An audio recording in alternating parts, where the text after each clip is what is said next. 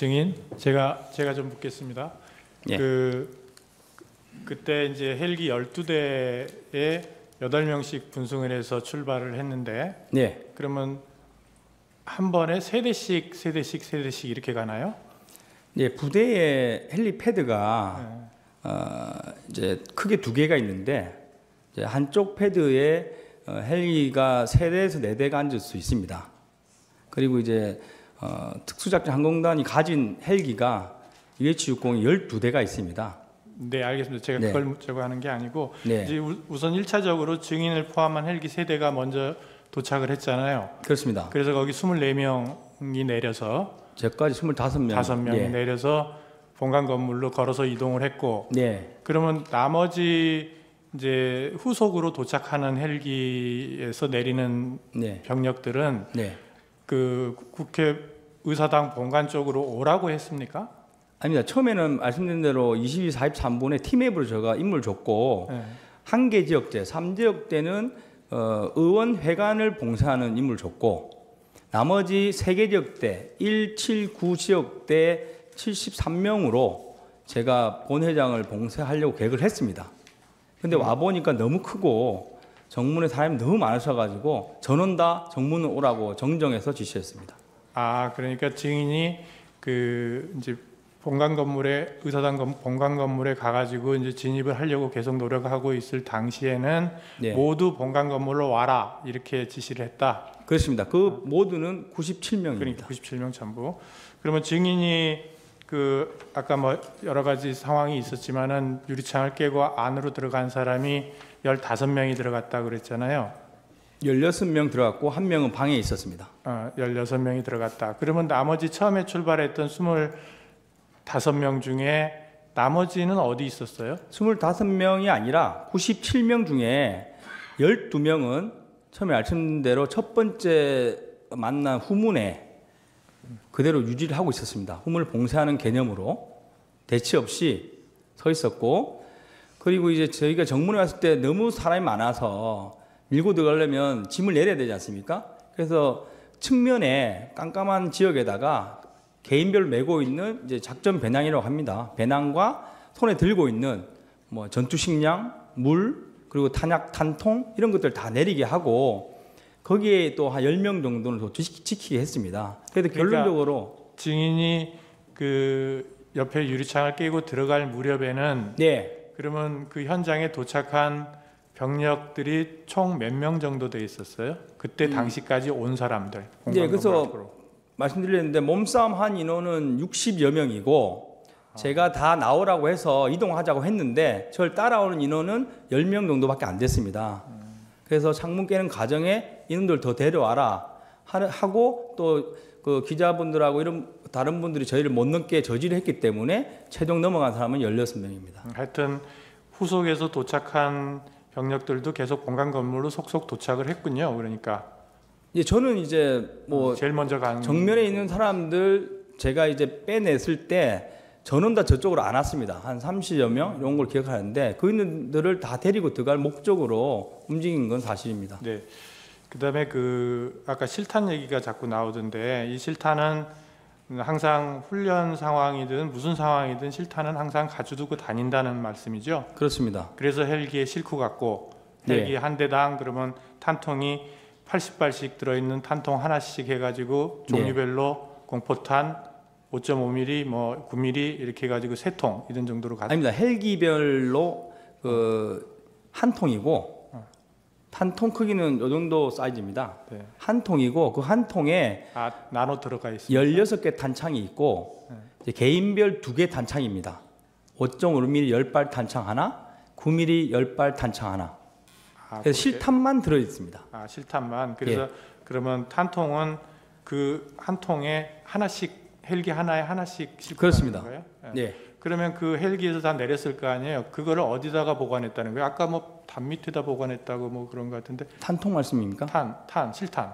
예, 실탄은 말씀드린 대로 정문에 왔을 때 사람이 많아서 그 측면 어두운 공간 쪽에 그 가방하고 탄하고 들고 왔던 식량, 물 이런 짐들을 다 내리고 순수 개인이 휴대하는 복장과 총만 들고 이제 정문을 확보하려고 이동합니다. 그러면은 국회의사당의 본관 의사당에 처음에 진입을 할 때까지도 실탄을 개인적으로 나누지는 않았지만 탄통은 들고 갔다는 얘기네요, 그죠? 그렇습니다. 그리고 만약에 확보가 됐다 그러면 실탄을 안으로도 가져 들어갔을 거라는 취지예요? 하긴 뭐 그걸 가져갔으니. 그거는 뭐 상황에 따라 다를 것 같습니다. 그러면 실탄은 말 그대로 예비이기 때문에 예. 뭐 저희가 뭐 집결지를 건물 안으로 잡았다면 안에 같이 들고 들어갔을 것이고 뭐 그래서 아까 사람이 많아서 좀 힘드니까 이제 네. 개인적인 복장을 다 벗어 놓으면서 거기다가 실탄을 놔두고 네. 거기를 지키는 사람 9명을 놔뒀다. 네. 그렇게 된 거다. 그러면 그게 본관 건물 바로 옆인가요? 네. 본관 건물을 기준으로 예. 예. 측면 벽에 측면 벽에 예. 그 어두운 측면 벽에 벽에 저희 짐을 내렸습니다. 개인 짐과 탄통을 놔뒀다. 네. 네, 알겠습니다. 네, 마치겠습니다. 증인 그 이광희 대령진 있죠? 네. 그분은 그 소속과 보직이 어떻게 됩니까? 707 부단장입니다. 부단장. 그날 같이 출동했습니까? 안 했습니다. 예. 그날 그 이제 특전사에서 화상회의 시작한 게 22시 47분이죠. 화상회의.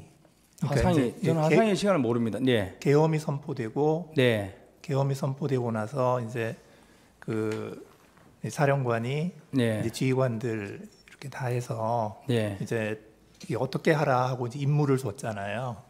그래서 사령관께서 특전사 화상회를 했다고는 알고 있는데 네. 707은 거기에 포함되어 있지 않습니다. 아, 화상회에 참석 안 했고 그렇습니다. 그 지금 증인이 707 1번 헬기에 탑승하셨죠? 1번 헬기에 예, 헬기. 예. 1번 헬기에 탑승을 했고 예. 이륙한 시간이 23시 22분. 23시 22분 이륙, 예, 49분 도착입니다. 예, 그리고 48분이 아니고 49분 도착. 예, 예. 병력은 일지역대를 예, 데리고 갔고. 근데 이제 그 상황이 다 끝나고 나서 예, 이제 철수하고 나서 그 아까 그 이광희 대령이 네, 증인에게 해준 얘기가 있죠. 그러니까 이제 그 화상회의 마이크를 끄지 않아서 네, 그 예하부대까지 다 마이크로 해서 사령관의 지시 내용이 방송이 됐다. 제가 그 방금 말씀하신 사실은 여러 루트로 들은 기억이 있는데 네. 그게 이광희 부단장이 했는지는 정확하지 않습니다. 예, 그러니까 그때 이 그 안보폰 내용이 아니고 네, 사령관의 지시하는 사령관의 말소리가 네, 마이크를 통해서 그 예하부대 다른 부대까지도 화상회의로 해서 네, 쭉 들렸다. 네, 이런 얘기 들으셨죠? 네, 그렇게 들었습니다. 그런데 그 지시 내용 중에 국회의원을 끌어내라 라고 하는 지시도 있었다. 이런 얘기는 혹시 그 나중에 부분은 전달 못 지금 받았나요? 국회에서 그 예하 여단을 확인하고 있는 걸로 제가 알고 있고, 네, 아니요. 증인이 예, 들은 내용을 제가 묻는 거예요. 그 부분 제가 명확하지 않아서 답변드리기 좀 곤란할 것 같습니다. 왜냐하면 뭐 언론에 그래도 나와 있고 하다 보니까 네. 제가 언론 내용인지 제가 그 당시에 들은 내용인지 약간 좀 혼란스럽습니다.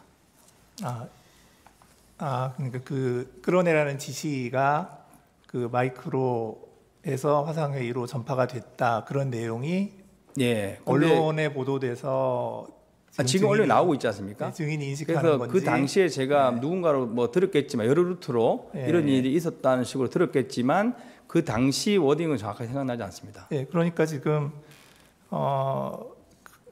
이런 내용이 있는 거예요. 이제 증인이 이제 그 검찰에서 진술한 내용, 이제 오늘 아까 증인이 진술한 대로 되어 있다라고 한 그 조서 내용을 보면 그 이광희 부단장 등 이제 그 부대원들이 그러니까 현장으로 출동하지 않고 영내에서 대기하고 있던 부대원들이 이제 그 다른 여단의 부대원들한테 들었는데 그때 사령관이 그 화상회의 마이크 켜놓은 상태에서 막 지시를 막 했는데 그 중에 국회의원을 끌어내라라고 싸고 사령관이 지시하는 내용도 다른 여단의 부대원들이 들었다. 예. 이제 그런 얘기를 증인이 들었다라고 검찰에서 얘기를 하셨더라고요. 제가 그 진술했으면 그 당시 기억이 맞습니다. 네, 그래서 제가 묻는 네. 겁니다. 그다음에 한 가지 또 묻고 싶은 건 뭐냐면 그 안보폰 예. 통화 내역을 보면 12월 4일 00시 30분에 대통령하고 그 곽종근 사령관하고 통화한 게 있어요. 그 내용 제가 모르시죠? 시간을 모릅니다. 네, 시간 모르시고 그리고 나서 5분 후에 국방부 장관이 또 안보폰을 통해서 곽종근 사령관하고 또 통화를 합니다. 예. 이제 그리고 나서 이제 그 곽종근 사령관이 이제 뭐 이런저런 지시를 한 것 같아요. 예, 저한테 36분에 전했습니다. 예. 그래서 그거를 보면 이제 오늘 쭉 얘기를 하는데 증인은 곽종근 사령관이 상부의 지시를 받았을 것이다 이렇게 증인이 생각하고 계신 거잖아요, 그죠? 그렇습니다. 근데 그 상부라는 게 대통령인지 국방부 장관인지 5분 간격으로 통화를 했으니까 그거 알 수 없는 거죠. 네, 알 수 없고 증인은 모르고. 저는 장관 아니면 겸사령관 정도 되겠구나 이렇게 추측만 했습니다. 네, 그런데 이제 국방부 장관하고 통화하기 5분 전에 대통령하고도 통화를 했단 말이에요. 그 통화 내역이 저는 있어서. 뭐 그 당시에는 몰랐습니다. 네, 모르셨고. 이상입니다. 예. 그 정인에 대한 진술 조서 갑 29 정의 17 증거로 채택합니다. 정의 신문을 마치고 본인 의견 진술 기회를 드립니다. 소측위원 진술 하실 거 있습니까? 예, 피청구인 본인께서 의견 진술 하시겠습니까? 특별한 경우는 없습니다. 네. 정인 수고 많으셨습니다. 예. 예, 돌아가십시오. 네.